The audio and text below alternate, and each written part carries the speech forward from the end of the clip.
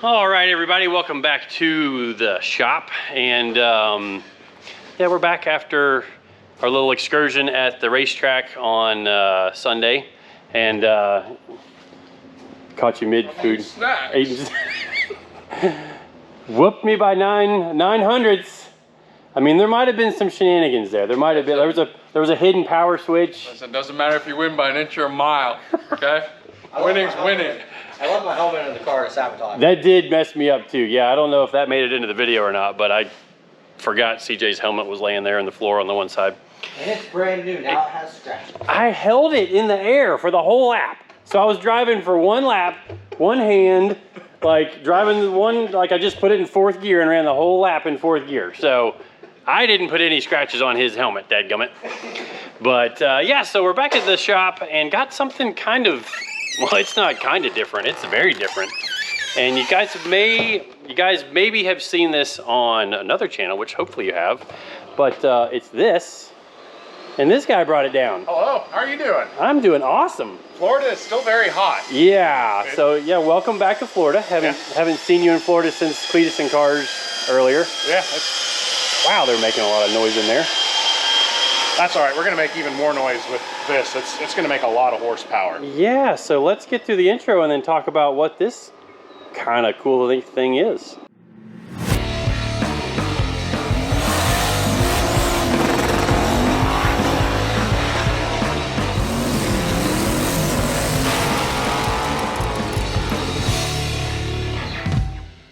So you guys might be wondering, why is there a Ferrari at the shop? Like, we don't tune Ferraris, but this is a very unique Ferrari. It's very unique, and it's not even like LS swapped or anything. It is the original factory, not even 3-liter V8 in the back of it. But early in this car's history, it was used in the series Car Trek. Tavares had me trailer at 900 miles. It drove 100 while everyone else drove 1,000 miles, but it had quad Webers on it. And they don't work the best, especially when you're changing altitude. I think we went through 11,000 feet of altitude changes. Wow. You can't make quad Webers work good enough at one, altitude. No. So David, the Car Wizard, another YouTube channel, bought the car and he did a fuel injection conversion, put Tech 3 on it.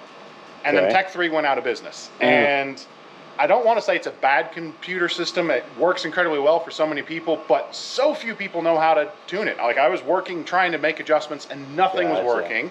So I reached out to our friends at Holley and said, guys, I have got a really questionable idea. And they jumped on board and sent us their universal multi-point V8 kit and the HP ECU. HP ECU.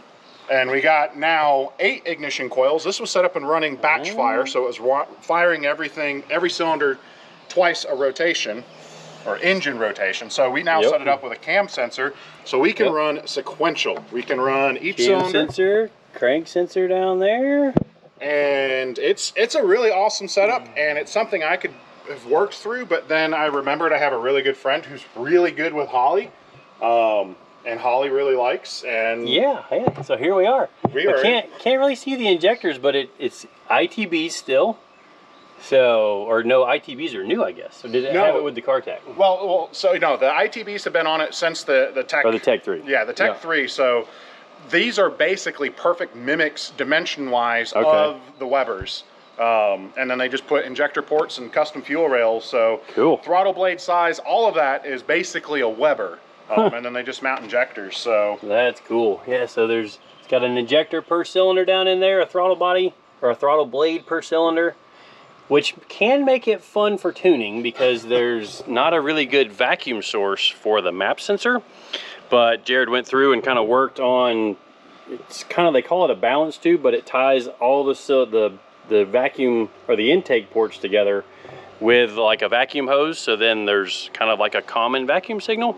We're going to try it out, but he's already got it where it cranks up and idles. Yeah, it'll just fire right up. Let's see if I can actually get it and do that so you can hear it. It's super cool to see.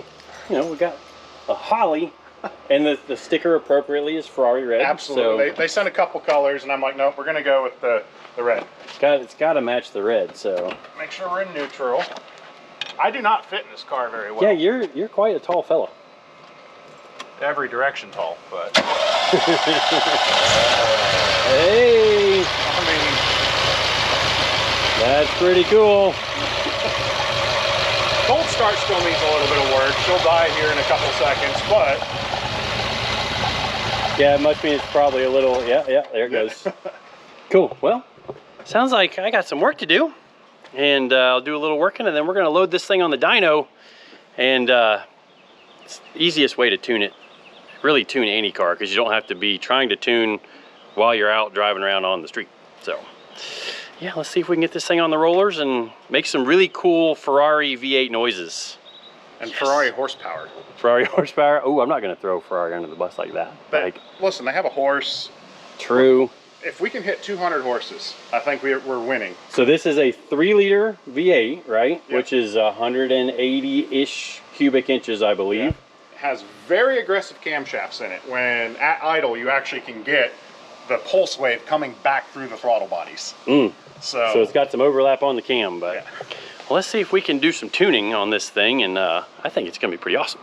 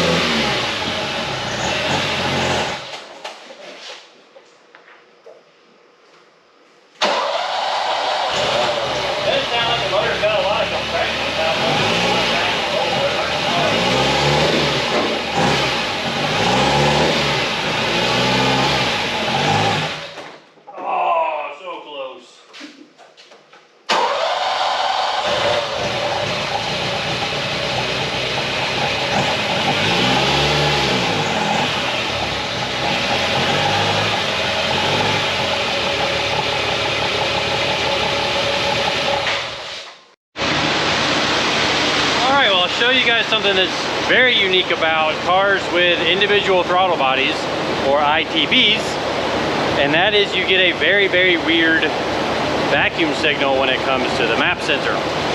So if you see our map sensor dancing all around there,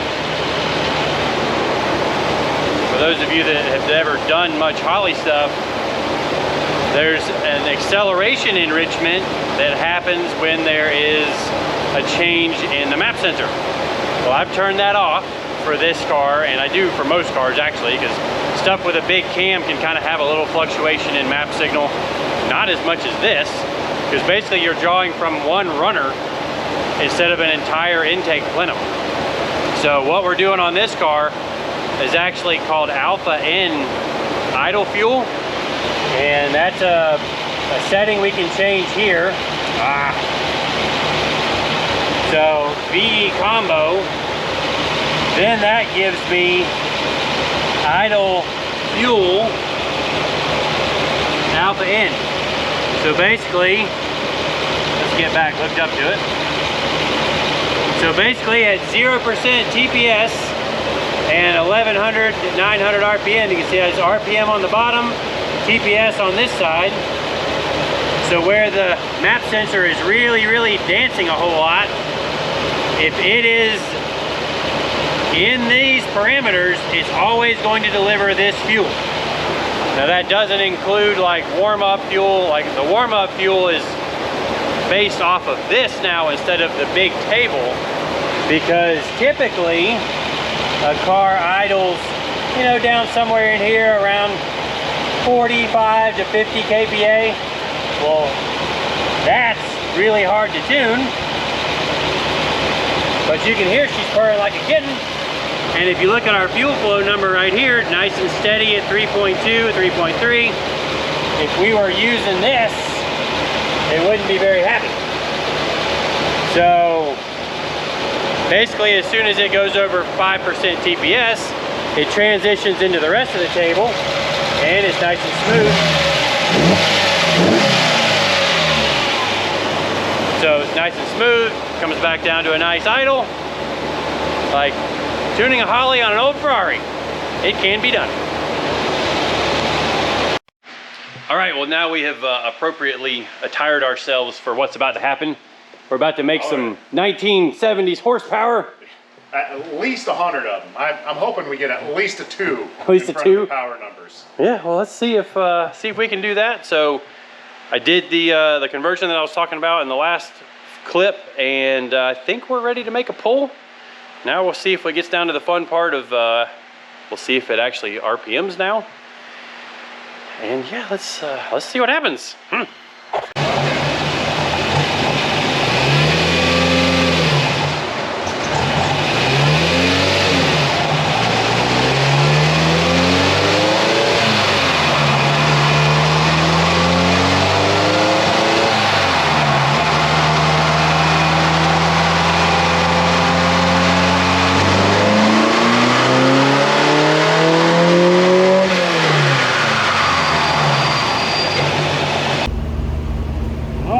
So first pull down, man, this shirt is pretty awesome. Available at Holley.com. But first pull was 148.79, and I mean, we took it to like 5,600 RPM. It looks like still climbing like crazy. Which you can see up there on the screen. Still climbing out towards that way, but we're going to look at the data log because that's what we do,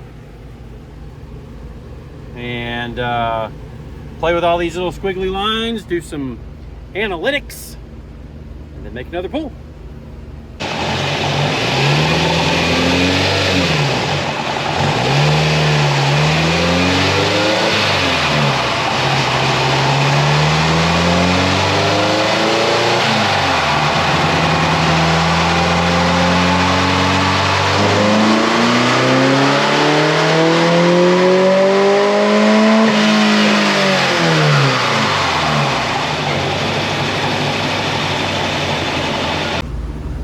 All right, pull number 2, and 164.9 horsepower. So we're making some changes in the target air fuel to lean it out. We're on Holley's V6 Build 300 as far as the software goes in the ECU. So we're gonna make a few little changes. We'll try revving it out a little farther, and then see what the numbers show us there.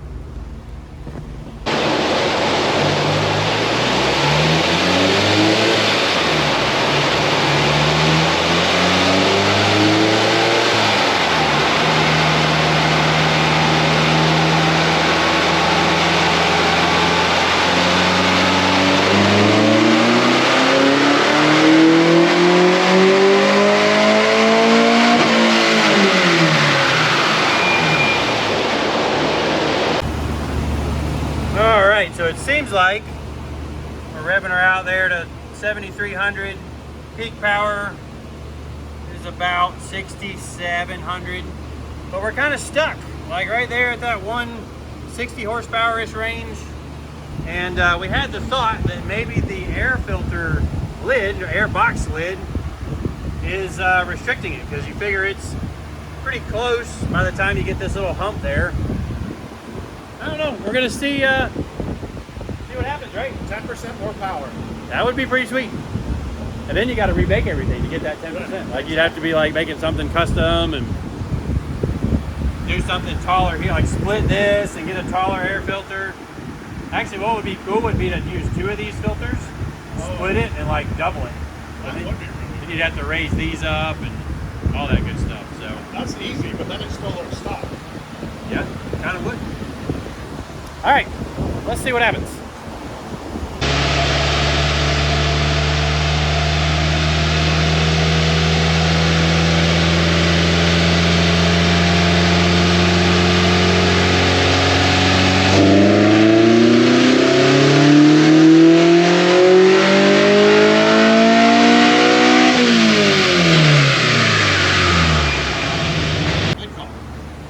Alright, so I'll show you guys how important smooth airflow is, even on like a small engine.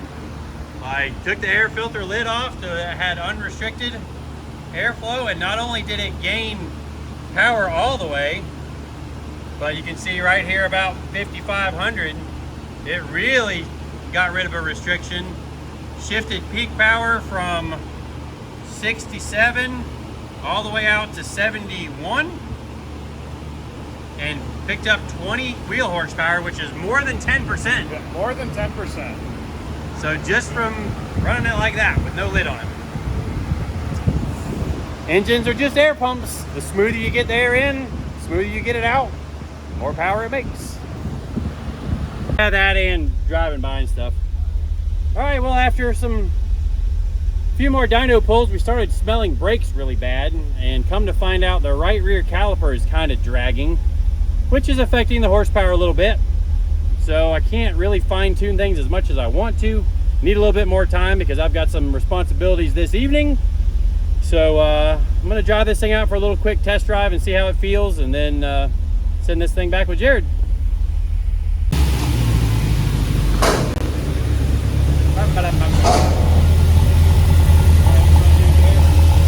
What's that? Oh yeah, I'll jump in. Let me show the cameras here.